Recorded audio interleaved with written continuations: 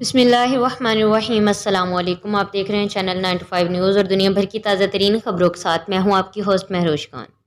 سعودی عرب کی چند نوجوان خواتین کے لیے شمشیر زنی ایک خاص کھیل ہے۔ 21 سالہ شمشیر زنی ربی المصری نے کہا کہ شمشیر زنی نے مجھے صبر، انصاف اور غصے پر قابو پانا سکھایا۔ المصری نے اپنے والد کے ایتھلیٹ کیریئر سے متاثر ہو کر 3 سال قبل شمشیر زنی شروع کی اور اس کے بعد وہ مقامی اور بین الاقوامی چیمپئن شپ میں چاندی اور سونے کے تمغے جیت چکی ہے۔ دبئی حکومت کی جانب سے کچھ ایسے افراد کی شناخت کی گئی ہے جنہوں نے میسنگ ایپ اور سوشل میڈیا کا استعمال کرتے ہوئے خفیہ دستاویزات لیک کی۔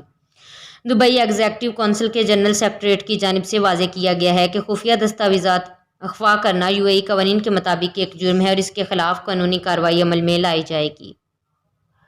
اب آپ کو آگاہ کرتے ہیں ایک افسوسناک واقعے سے۔ جنوبی عراق کے ذکار صوبے میں خاتون اپنے شوہر کے ہمراہ گاڑی سے سفر کر رہی تھی۔ بات چیت کے دوران تیسری شادی کے پروگرام کی مخالفت کی تو شوہر کو غصہ آ گیا۔ اس نے تیز رفتار گاڑی سے بیوی کو دھکا دے کر نیچے پھینک دیا۔ خاتون شدید زخمی ہو گئی، باعث ہسپتال میں زخموں کی تاب نہ لا کر چل بسی۔ انڈیا کے زیر انتظام کشمیر میں دہشت گرد بیٹے کی لاش خاندان کے حوالے کرنے کے مطالبے پر پولیس نے 40 سالہ باپ پر انسداد دہشت گردی کے قانون کے تحت مقدمہ درج کیا ہے۔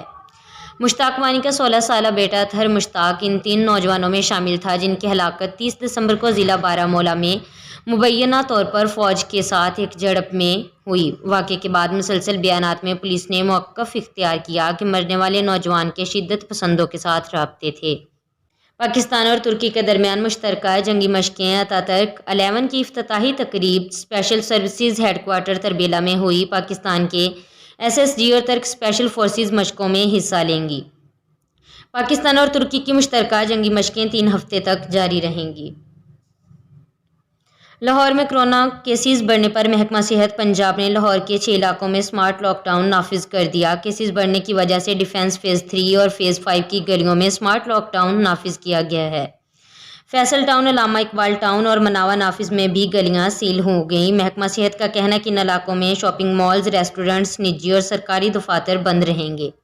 یہ تھی دنیا بھر کی تازہ ترین خبریں۔ مزید ایسی خبریں سننے اور دیکھنے کے لیے ہمارے چینل کو سبسکرائب کریں، بیل آئیکن کو کلک کریں تاکہ جو بھی نوٹیفیکیشن ہو سب سے پہلے آپ تک پہنچے۔ خدا حافظ۔